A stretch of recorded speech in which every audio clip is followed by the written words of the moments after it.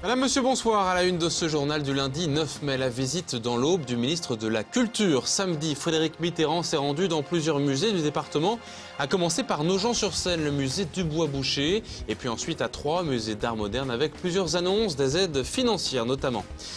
Dans l'après-midi de ce samedi, le ministre a poursuivi sa visite à Essois par le centre culturel Renoir. Il a inauguré l'espace des Renoirs consacré aux proches du peintre.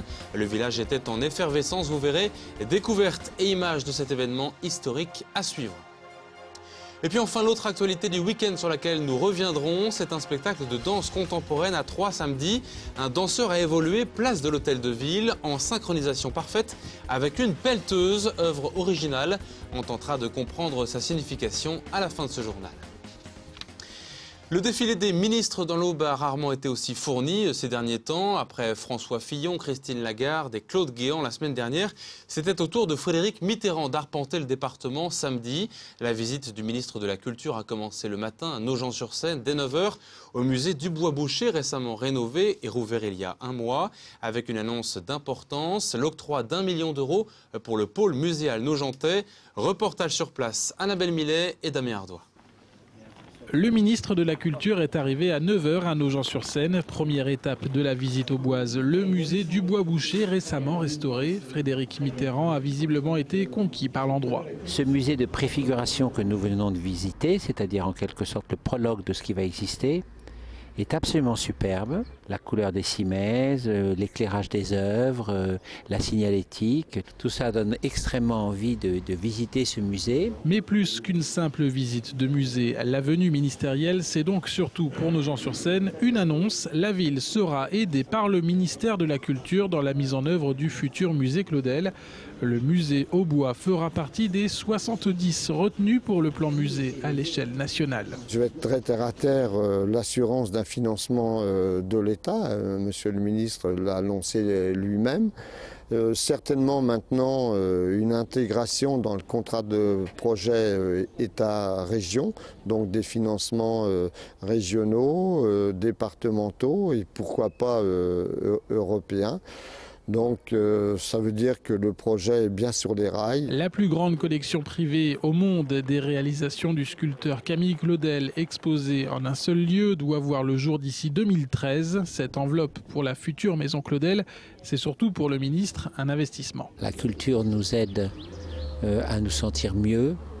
En ce sens, c'est un investissement d'avenir, mais c'est aussi un investissement pur et simple. Le futur musée de Nogent va forcément créer des emplois, faire venir du monde et accroître la notoriété à juste titre de la ville de Nogent. Le cortège d'annonces de Frédéric Mitterrand s'est poursuivi 2 heures plus tard à Troyes. Après une visite de la cathédrale, le ministre de la Culture a profité de sa venue au musée d'art moderne pour encourager, y compris financièrement, la politique culturelle de la ville. Il a annoncé aujourd'hui à Troyes et le lancement du pôle muséal qui est le regroupement des musées municipaux et qui va permettre de mettre en valeur l'ensemble des collections de nos musées et donc d'augmenter le nombre de visiteurs. Et puis il a annoncé également qu'il non seulement soutenait la démarche de la ville de Troyes pour une reconnaissance de la ville auprès de l'UNESCO et qu'il nous encourageait aussi à candidater au patrimoine matériel, c'est-à-dire la grande charte de l'UNESCO. Il nous a apporté le soutien de l'État et le ministère de la Culture va porter ce projet. C'est donc vraiment une étape dans la politique culturelle importante pour notre ville. Le ministre de la Culture est venu à l'espace d'une matinée à Nogent-sur-Seine et à Troyes pour visiter et surtout pour comprendre les envies et les projets culturels et patrimoniaux des décideurs au bois. Visiblement, après les annonces de ce samedi, ces derniers ont été compris par Frédéric Mitterrand. Et après Nogent et Troyes, Frédéric Mitterrand a poursuivi son périple au bois à Essois. La cité Renoir était en pleine effervescence pour accueillir le ministre. Accompagné de son collègue, ministre du Budget et maire de Troyes, François Barouin, il a inauguré à cette occasion l'espace dédié à la famille du peintre, baptisé du côté des Renoirs. Un lieu culturel qui renforce ainsi l'offre du village pour célébrer son héros local. Sur place, Annabelle Millet et Jonathan Boisset. Cette journée restera historique pour Essois. Ainsi est inauguré l'espace des Renoirs. Après une dizaine d'années de travail, c'est le ministre de la Culture en personne qui inaugurait l'espace Renoir, un centre culturel ouvert depuis le début de l'année, consacré à celui qui épousa la commune en même temps que sa compagne. Le fait de faire une maison pour les Renoirs et pas simplement Auguste Renoir ou simplement Jean Renoir, c'est c'est un geste de générosité à leur image. Et par ailleurs, c'est remarquablement fait. Pour une commune relativement modeste, c'est très compliqué à mettre en place.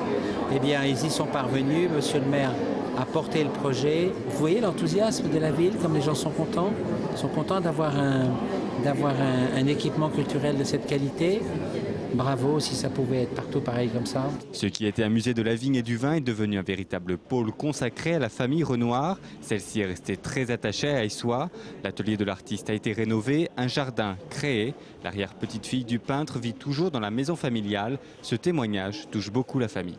Il y a une chose qui est remarquable, c'est que le maire, la municipalité, le Studio K, qui est le maître d'œuvre de ce projet, ont su ne pas tomber dans le piège d'essayer de faire un tracé, une rétrospective historique et artistique de l'œuvre de Renoir. Tant le commentaire que les images qui sont présentées dans cet espace Renoir sont à la fois très sensibles et traduisent très bien la personnalité de Renoir, mais aussi de ses enfants. Pierre, Jean, Coco et puis des petits-enfants aussi. Ce projet d'un coût de 2 millions d'euros était porté depuis 10 ans par le maire de la commune. Plus d'un quart de budget est à la charge de la municipalité. Cette inauguration par le ministre de la Culture était inespérée. Il est venu inaugurer, il a bien coupé le cordon, mais il est venu surtout prendre la température de tout ce qui avait été fait ici. Et il est allé au fond des choses. Il a goûté, j'allais dire, cette ambiance exceptionnelle qui se dégage de l'espace des Renoirs. 8000 personnes se pressaient déjà chaque année dans l'atelier. Avec cet espace dédié à cette famille d'artistes, autour de 24 000 personnes sont désormais attendues. Épilogue du feuilleton de Villechetif entre les gens du voyage et la municipalité. Après son entrevue avec le préfet, le maire de cette commune a finalement retiré sa démission et celle du conseil municipal.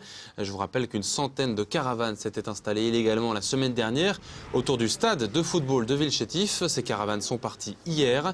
Le préfet de l'Aube s'est engagé à faire avancer le dossier de la création d'une aire de passage pour les gens du voyage. Sur le plan économique, les salariés de la société SMB de Saint-Thibault vont devoir patienter. Ils attendaient aujourd'hui le délibéré du tribunal des prud'hommes de Troyes concernant leur licenciement. Cette entreprise avait fermé fin 2009. Maître Brun avait plaidé leur cause en janvier dernier, demandant la mise en place d'un vrai reclassement et des dommages et intérêts. Finalement, l'affaire a été reportée à octobre prochain. L'amertume des salariés au bois est encore plus forte. Écoutez Bernard Volman, l'ancien délégué du personnel de SMB. C'est qu'il faut que la direction remette les lettres de proposition de reclassement qui ont été adressées à certains salariés, un tableau mentionnant le nom, prénom, qualification, emploi des personnes licenciées, les lettres de refus d'acceptation des salariés concernés. Et ces pièces, elles devront être données avant le 30 juin 2011. Et ben, ça permet de reculer de 6 mois toute la procédure et ils gagnent du temps comme ils font d'habitude. Comme elle a tout le temps fait jusqu'à maintenant, elle a toujours laissé pourrir les affaires sans donner les éléments nécessaires de manière à ce que ça traîne et ce que les gens se lassent. Maintenant, nous, ça peut traîner longtemps, on n'est pas pressé, on continue.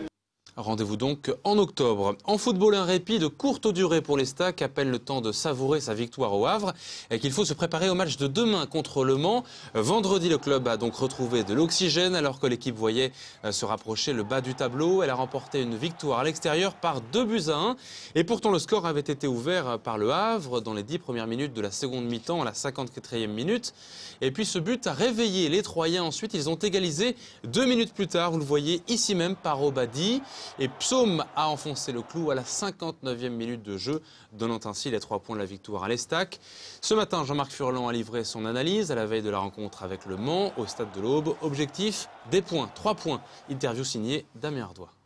Et ce qu'on ressent, c'est comme vous, comme tous les supporters, comme c'est du soulagement. Parce qu'on a fait cette saison, on aura souffert une semaine, quoi. J'espère que, voilà, et maintenant, notre objectif, il est très important. J'espère qu'il n'y en aura pas d'autres semaines, que les 43 points suffiront, voire 44. Notre objectif, il était très clair. Il est le même que la semaine dernière. J'avais dit aux joueurs, voilà, on a 3 matchs pour prendre 4 points. Voilà. Donc il ne nous reste plus qu'un point à prendre sur ces 2 matchs. Voilà, il est hors de question de changer les objectifs qui sont très précis.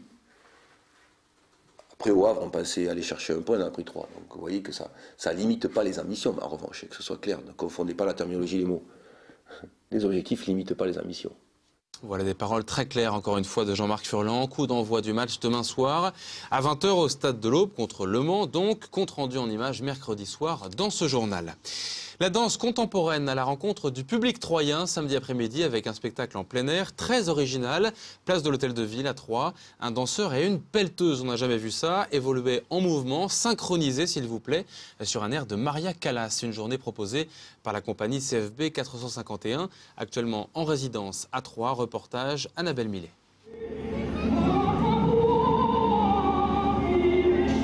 Son histoire d'amour, Philippe Riasso la danse avec une pelleteuse. L'artiste a réussi samedi à faire entrer le public dans son improbable duo.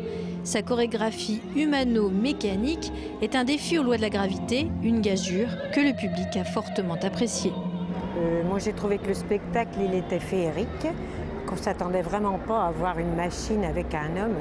C'est sensationnel, je suis un peu émue parce que vraiment la chorégraphie elle est merveilleuse et on a toujours peur à tout instant que la machine elle le mange, quoi. Voilà, hein. J'ai trouvé que c'était très original et on a beaucoup apprécié.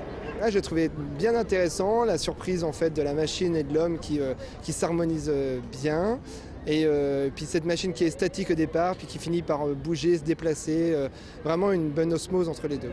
L'homme, le danseur, parvient en 30 minutes à donner de la vie et presque du sentiment à une carcasse métallique dont on oublie le conducteur, un challenge original. C'est une histoire, c'est une belle relation entre un être improbable, qui est une machine qui devient vivante, et puis un être fragile, parce qu'il a beau être un petit peu costaud pour s'accrocher, mais il en demeure pas moins un fétu de paille face à ses 20 tonnes.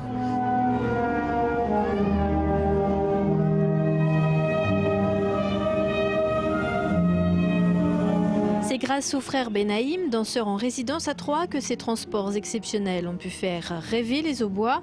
Un spectacle sorti des murs des théâtres pour faire découvrir un art pour tous. C'est un petit monde, la danse, c'est un art récent aussi, la danse contemporaine. Donc, et je crois aussi que beaucoup de gens ont des a priori sur des clés qu'ils auraient besoin d'avoir à l'avance pour comprendre, alors que c'est vraiment avant tout une compréhension sensible dont il s'agit. Et je crois que les gens qui étaient là aujourd'hui l'ont senti et l'ont compris. La compagnie Beau Geste continue sa tournée ce soir à Lyon avec la présence lyrique de Nathalie Dessay, de quoi rendre encore plus remarquables ces transports exceptionnels. Surprenant en tout cas et un joli clin d'œil aux travaux à venir sur cette place de l'Hôtel de Ville à Troyes. C'est la fin de cette édition, à suivre les prévisions météo avec Sandra Durupt. Très belle soirée à tous, à demain.